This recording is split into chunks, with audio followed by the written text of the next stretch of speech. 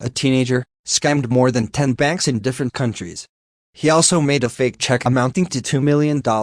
He also pretended to be a doctor, lawyer, and pilot. Who is he? That's what we find out in Life Amazing Stories.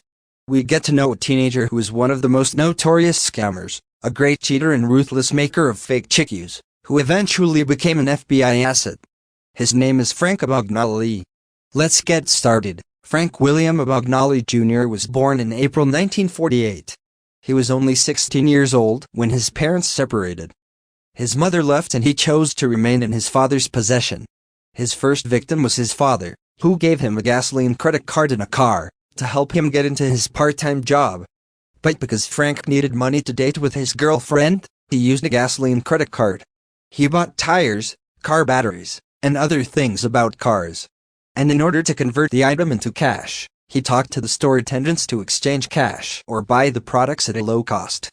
And he was surprised that the purchase of the credit card reached the amount of $3,500, or at the moment $27,000, or almost 1.5 million pesos in our currency today. And when he saw that his father was already suffering, he thought of leaving home to earn a living at the age of 16 years old. The first thing he learned about fraud or swindling was to issue a personal check to his checking account that we had empty or zero balance. It was an overdrawn account. This means that he can withdraw money by check, as long as he pays or funds his checking account immediately.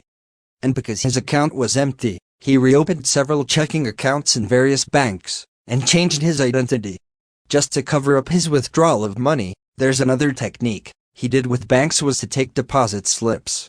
Then he will print his account number by magnetic printing. Poor depositors, when they make a deposit, their money goes to Frank Abagnale's bank account, instead of to the depositor's account. Imagine, he was only 16 years old when he started doing those, and he only learned those just based on his observation. And so that he would not be noticed or suspected by the bank, he thought of pretending to be a pilot.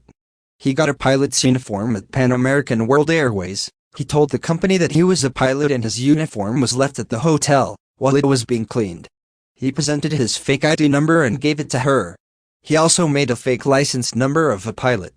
As a pilot, he flew 250 flights to various countries, and the pilots and stewardesses did not realize that he was a teenager. Because he also dyed his hair to make him look old. When his co-pilot tells him to fly, without hesitation he immediately grasps the controls of the plane, but through the autopilot.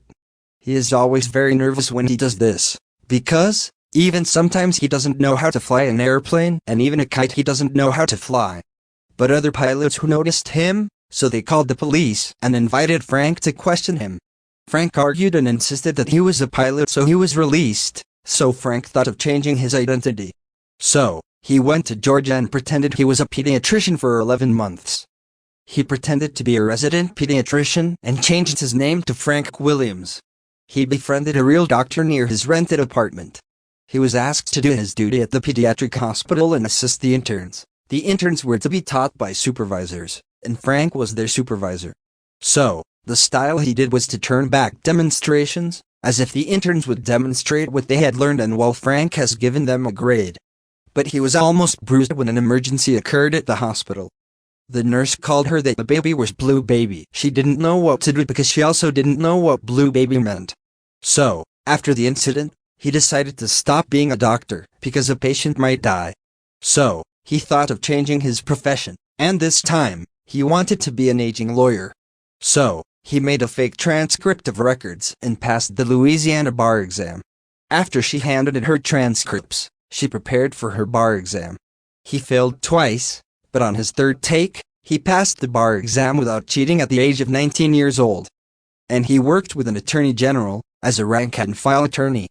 But the lawyers stalked him because they erased Frank's background twice, at Harvard, and they didn't see any credentials on it. So, before he was bruised, he resigned, and Frank returned to being a pilot. And he has already encashed the money in various banks in different countries that he can go to. Frank was arrested in 1969 when he cheated on his ex-girlfriend in France, and his ex-girlfriend reported him to the police. When the police caught him, 12 countries wanted to take him, to be imprisoned in their countries, because of the fraud case. He was first imprisoned in France for 6 months. Was then imprisoned in Sweden for several months. He was then imprisoned in Italy. But later, he was deported to the US and he was sentenced to 12 years in prison. In 1974, when he served 5 years in prison from a 12-year sentence, the United States federal government granted him parole, but on the condition that he assist the federal authorities to investigate frauds and scams. And since then, he has been a security consultant for banks and the US government. That's the story of Frank Abagnale. Just like the video and subscribe to our channel so that you are always updated in life's amazing stories. Thank you for watching.